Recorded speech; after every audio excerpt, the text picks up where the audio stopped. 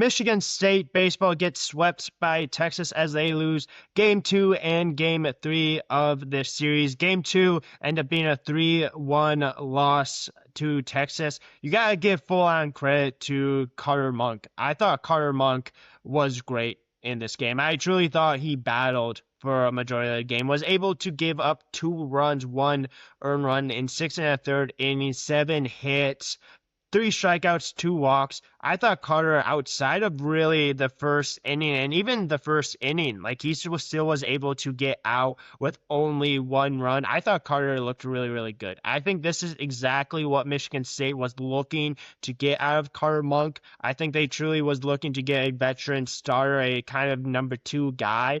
And I really, truly think you saw that in this one. Number 2, maybe number 1. I thought Carter Monk was really, really good. I thought he was throwing a ton of strikes. I thought he was really clutch when it came to really big situations. Because if you want to talk about a big situation, you can talk about that first inning overall, right? Like, it literally looked like Texas was going to probably put up a couple of runs, which we know Texas's strength heading into this game, heading into this series, heading into really overall the season, especially coming off of last year, is their pitching, right? Like if you give Texas a big lead, that pitching staff for Texas is really good overall. And we absolutely saw that. Obviously, Michigan State was only able to put up 2 runs in the entire series. But like you really need to kind of hold Texas to 1 run. And there's multiple times in this game where Carter Monk was able to get a double play to end the inning. Now, Michigan State did have some situations in this game that they could have been able to convert. They didn't.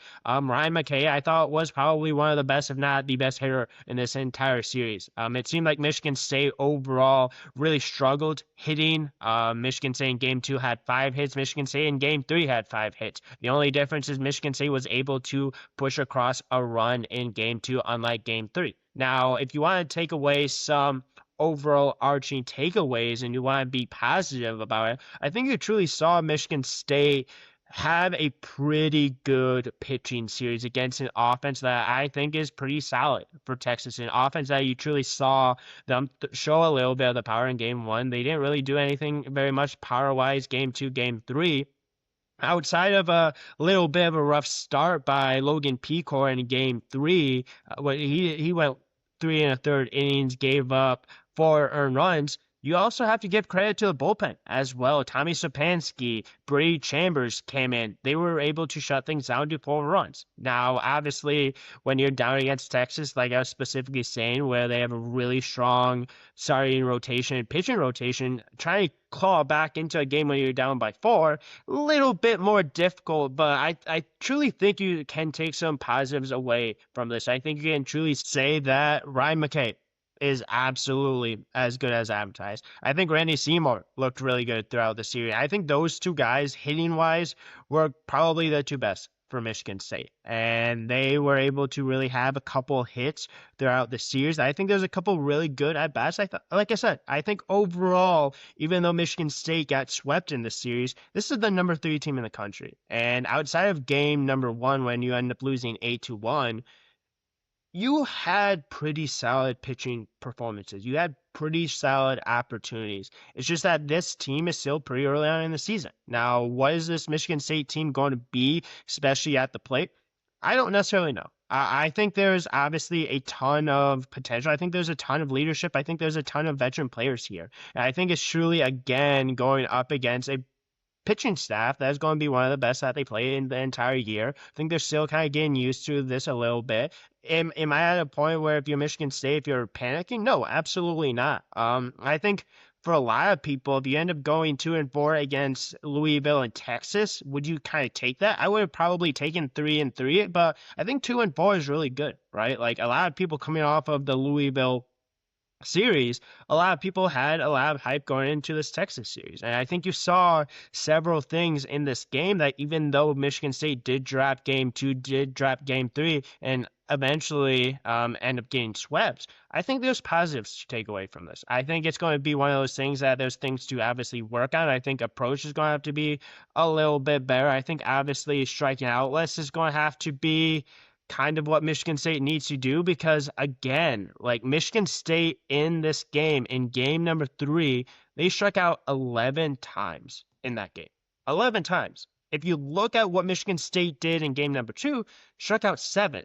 If you look at game number 1, it's more than that. Michigan State needs to be better at putting the ball in play when they get the opportunity to do so. Now, again, I've said this several different times. Texas is a really good pitching rotation. They have legit stuff. They have power. They have legit breaking balls. But Michigan State needs to be better. And it's striking out way too many times. It's giving opportunities to Michigan State to be able to at least stay in these games. Pitching staff, again, full on credit, probably the biggest question mark going into the season was what Michigan State was going to be with this pitching staff. This pitching staff stepped up in this game for the most part. Stars did a decent job. Bullpen did a good job. Overall, though, even though Michigan State did get swept, I think there were some solid things to take away from Michigan State. I think offensively, Michigan State will be fine. I don't think Michigan State will be struggling as much offensively to get hits throughout the season. I don't think that's going to be something that's going to happen.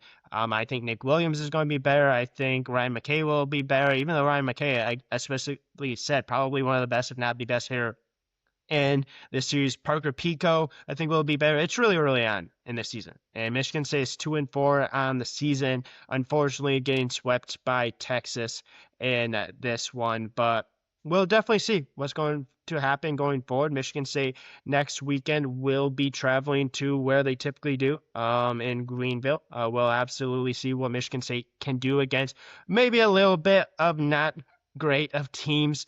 But overall, obviously disappointing when it comes to play appearances, when it comes to just overall kind of opportunities for Michigan State. If Michigan State could have got one out of these 3, I think you would be looking at this a little bit differently, but that's a really, really good Texas team, and that's a Texas team that will be going very, very far if they continue to stay healthy. So full on credit to Texas in that one. Unfortunately, Michigan State does get swept, but they're looking forward to their next game. Let's see if Michigan State can improve their record a little bit. Not an easy start to the season, not the greatest record, but I think Michigan State knew that they're going to get tested. I think it's going to be one of those things that hopefully will pay off in the long run. But if you like this, feel free to like, subscribe, comment, all that kind of stuff.